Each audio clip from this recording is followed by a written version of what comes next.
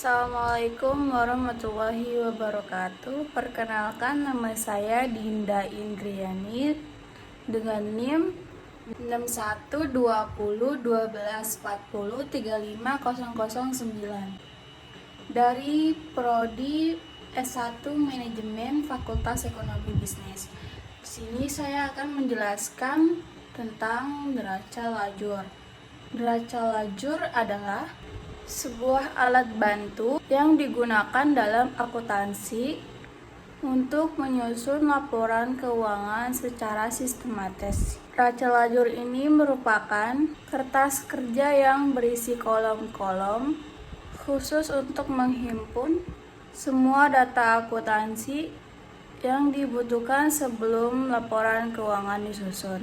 Fungsi neraca jalur diantaranya ada mengorganisir data, memeriksa keakuratan, memudahkan penyusunan laporan keuangan, mendeteksi kesalahan. Komponen utama neraca lajur diantaranya yang pertama ada kolom neraca saldo, kolom penyesuaian, kolom neraca sesudah disesuaikan, kolom laporan laba rugi, dan kolom neraca.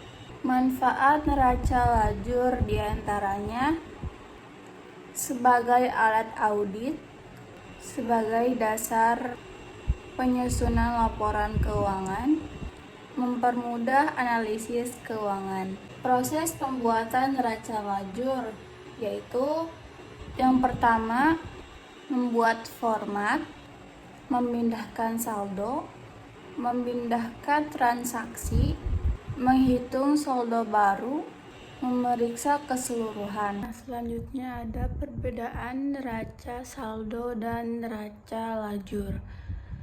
Neraca saldo adalah daftar yang berisi seluruh akun beserta saldonya, debit atau kredit, yang diambil langsung dari buku besar pada akhir periode akuntansi.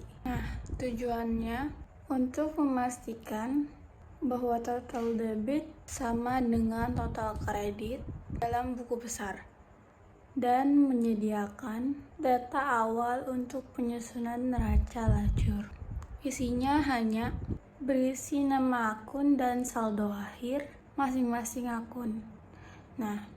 Sedangkan neraca lajur adalah kertas kerja yang digunakan untuk menyusun laporan keuangan secara sistematis.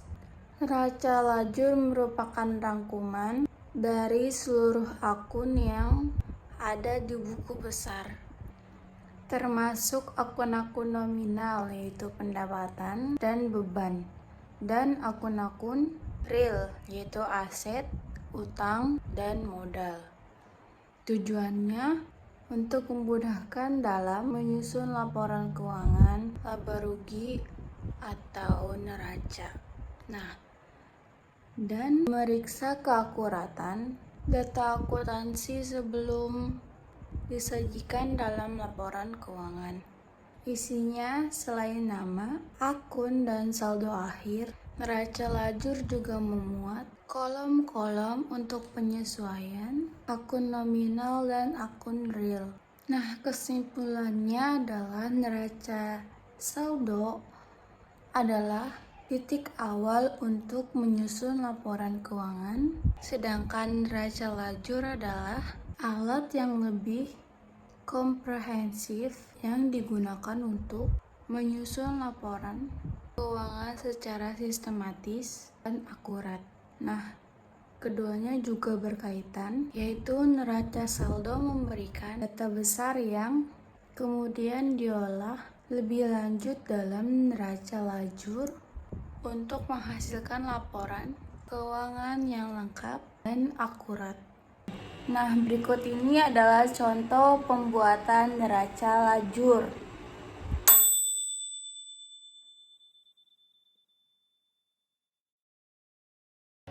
Sebelum masuk ke neraca lajur, Di sini ada neraca saldo dan jurnal penyesuaian. Setelah itu baru kita bisa membuat neraca lajur. Sebelum membuat neraca lajur, kalian bisa membuat tabel terlebih dahulu seperti ini.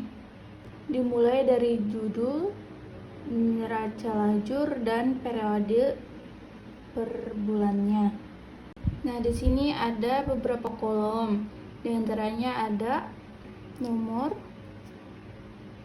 nama akun, neraca saldo, jurnal penyesuaian, neraca setelah disesuaikan yaitu laba rugi. Nah, setelah selesai membuat kolom-kolom seperti ini, kita dapat memulai.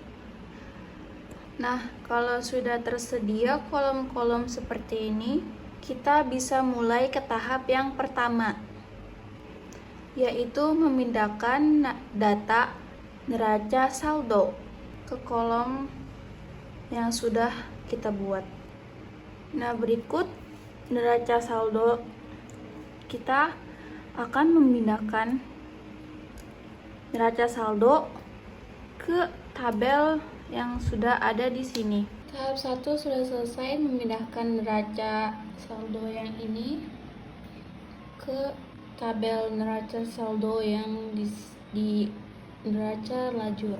Langkah yang kedua yaitu memindahkan jurnal penyesuaian yang ini ke sini.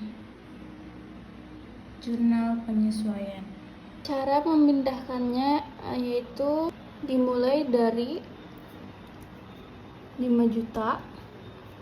Kita cari di sini apakah ada ikhtiar laba rugi. Jika tidak ada, berarti kita taruh di bawah sini. Kita bikin tabel tambahan lagi. Nah, seperti ini.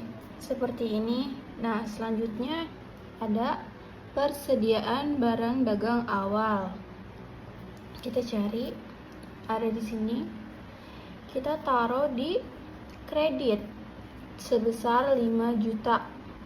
Seperti ini. Kemudian ada persediaan barang dagang lagi. Maka kita tulis 4 juta di sini. Kenapa 4 juta? Karena diambil dari sini. Ya, 4 juta. Kemudian ada ikhtisar laba rugi.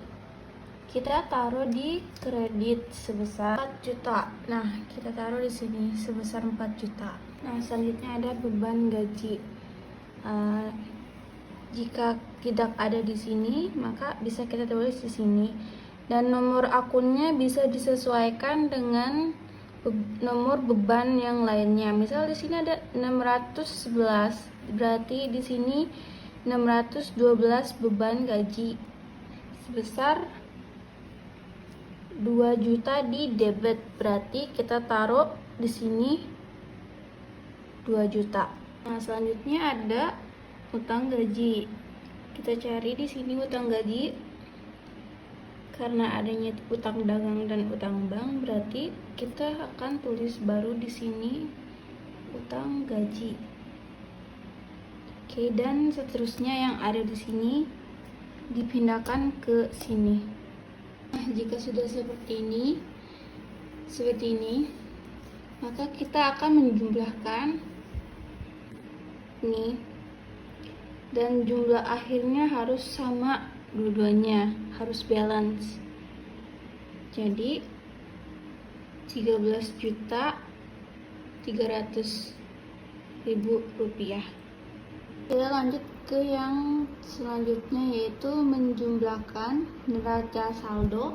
Cara menjumlahkannya, jika posisinya sama, debit dengan debit, kredit dengan kredit, maka jumlahkan. Tetapi jika posisinya berbeda, debit dengan kredit atau kredit dengan debit, maka dicari selisihnya. Tapi ketika hanya muncul satu kali, maka tinggal dipindahkan.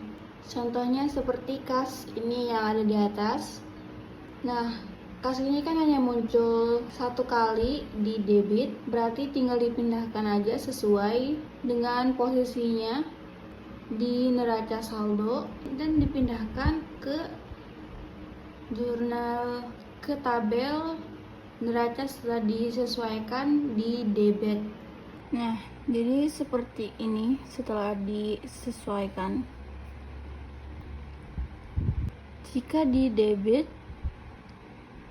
dan di sini kredit, maka kita bisa dikurangi 1.200.000 diambil 100 sama dengan 1.100.000. Kenapa ditaruhnya di debit? Karena di sini angka yang besar adalah di debit, maka kita taruh di debit. Jika angka yang besar ada di kredit, maka kita bisa taruh di kredit sebelah sini. Nah, kalau yang ini di kredit sama dengan kredit, maka kita jumlah kredit 1 juta dan di kredit sebelah sini 600.000.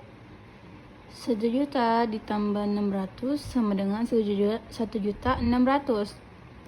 Maka kita taruh di kredit. Kenapa di kredit? Karena sama-sama angkanya ada di kredit. Jadi kita taruh di kredit kembali. Jika angkanya sama-sama di debit, maka kita taruh di debit. Nah, langkah selanjutnya yaitu memindahkan neraca yang telah disesuaikan ke kolom laba rugi.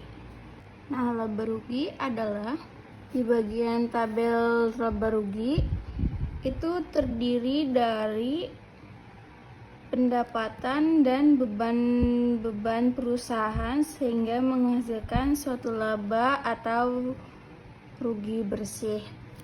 Nah, seperti ini contohnya.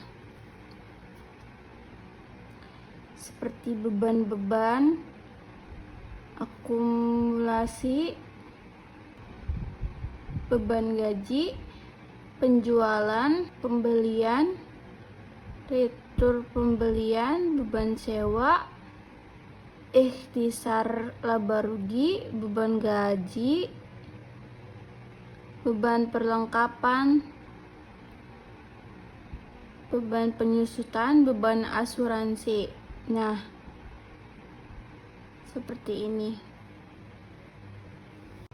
Nah, langkah selanjutnya yaitu menjumlahkan kolom laba rugi, kemudian mencari selisihnya.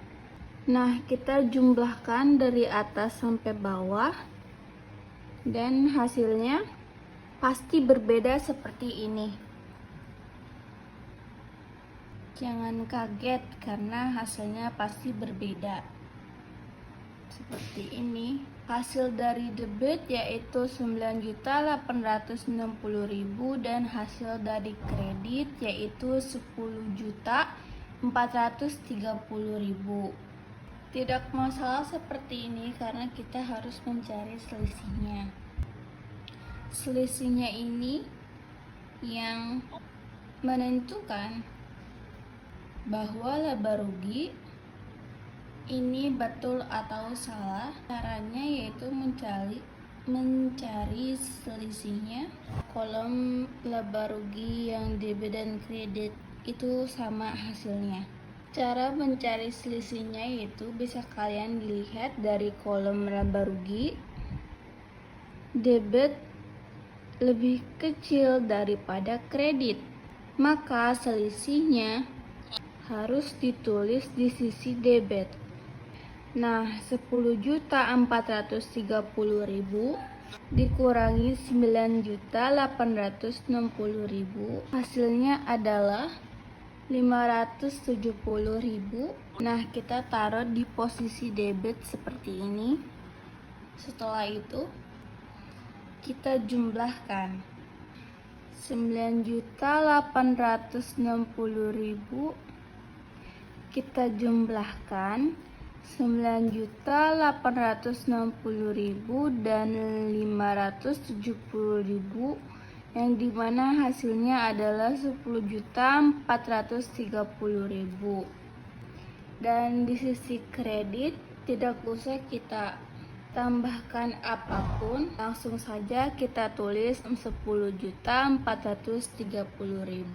Nah, sekarang laba rugi posisinya sama di sisi debit dan kredit, yaitu Rp10.430.000. Kurang lebih seperti itu contohnya. Terima kasih. Wassalamualaikum warahmatullahi wabarakatuh.